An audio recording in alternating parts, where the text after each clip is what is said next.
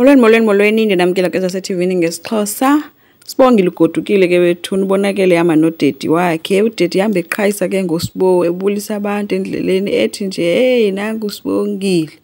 Abantu baseThekwini bethuni bathi benaye ke notata uNtombela ke zikhohlela inkukhu yakhe bakhe bema ke nakuye bezombulisa kunani bake avuma uNtombela bade bahamba ke uSibongile uyabuza ke kutata kuba kanti kutheni engavumi wamxela ke udedi ba usola bona kaloku ngoba uGosipho wayefuna ukuzibulala wabesothuka leyo kuSibongile batata kuthe ke hayi uzobulambalisele sisibali elide kakhulu.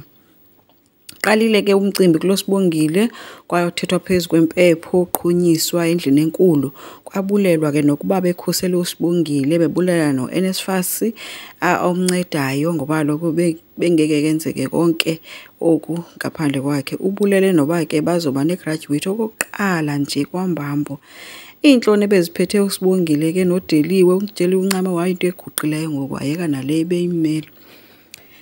So asazi ke iyapi uThuli uhlokoloze uPhetheni ngokunxiba iuniform. uPhetheni uthe gqingaye sesebenza ebhizi isuli zitye shayinisa wamembuzo omnye hayi boThuli ufunana apha ude unxibe neuniform.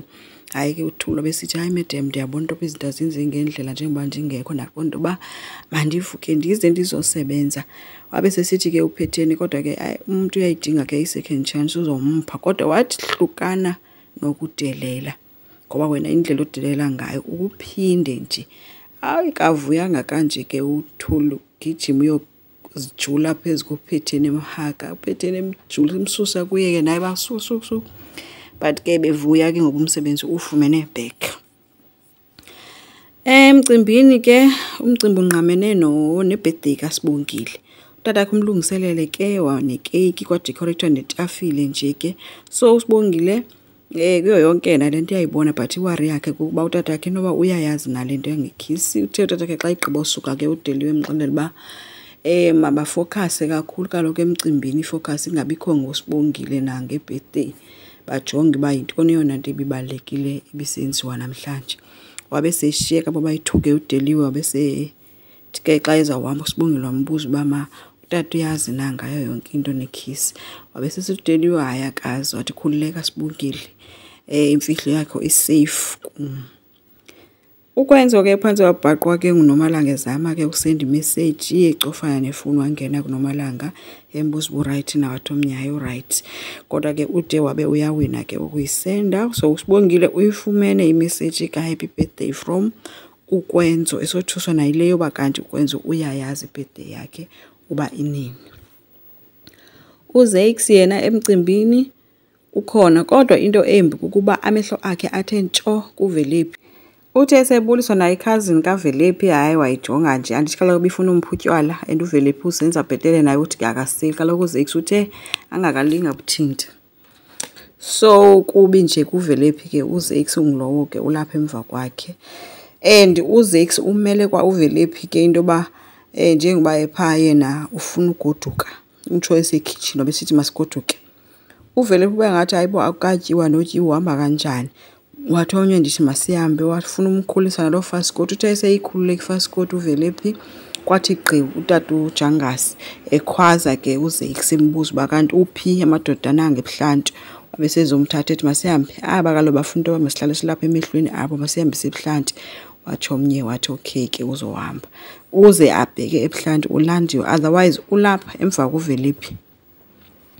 uSibongile uncokola nomngane wakhe ke ngale SMS esuka kukwenza uthi lo mfana akafuni kumyeka wambalisela ke nangekiss ethi yaphansi yamdestroya and if utataka angayazi kungaphela konke ngaye. Hayi ke umngane uthe soze not ngekiss qha kaloku not ngekiss. uVelephi uthe sayofaka ke izinto emotweni wethusha uSipho emhleka nangempahla enxibileyo nokuthi kanti uAsandi benyanisile xa ethi kukho itravel in paradise. Uthe ke uVelephi makohlukane nomtshato wakhe. uSipho uthe no usikhathazekile thina ngawo umgxothile ke uVelephi ethi uZakes uba ngambona apha ngamenzela ingxaki ethi yamcela makahambe and akho nto ayaziyo futhi ngomtshato wathi usemncinci wena hamba futhi apha. So wakhathazekile ke uSipho ehlangene noAsanda ngendlela aphethwe ngayo ke uVelephi kuZakes. Emcimbini ke kumiwe ebaleni ke utata kaSibongile ubize bonke abantu uyabaxelela ke into ba oluke lusuku olukhulu lokuzalwa kaSibongile. uSibongile ngoku una 19 years. Umbambile kumgonile ke ulapha eca kwakhe intombi yakhe. Kukhona negift ke elapha ephethwe nguDeliwe ke.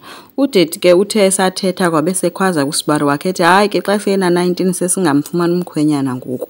Wathi utata ke hayi thina silindele isithwalandwe ngoku kuhanjwe kuyokekezelwe eholweni hayi nje into ukwenza izinto zabantu abadala. Wabe esitsho ke uba uyaziqhenya ngaye and umpha esisipho esizoba sisikhumbuzo. Wasithatha ke uSbo wabe sehaga kutatakhe ke.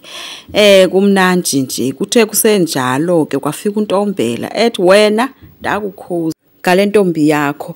Uthe yena ufuna ukuba ngumakhelwane olungileyo yena akazimfihlela yonke into uzothelela lento ayaziyo yaziwa ngabantu. Watsho ethi ke uSibongile akafunde eThekwini uthengisa ngomzimba. Waba ngutata yakhe ndithe uSibongile uyafunda wathi imaki wathatha ifone wakhupha.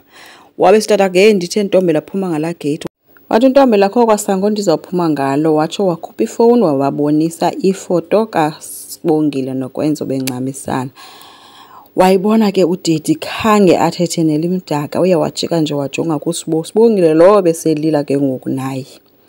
So kubi kodwa ke ndicinga into yoba ukuvela kwale kiss kulapho kodwa kwaziyo uba uSibongile usabuphethe ubuntombi bakho kanye akasabuphethanga na okanye bazovele bamthathe bamse kwaDlamini pha kulomfana apho uzofika isuke kakhona ke ngoyonke lento ke noDeliwe imfihlo yakhe izovela. Enkosi ngicela siqhubeke subscribe, like, singacomment futhi bye.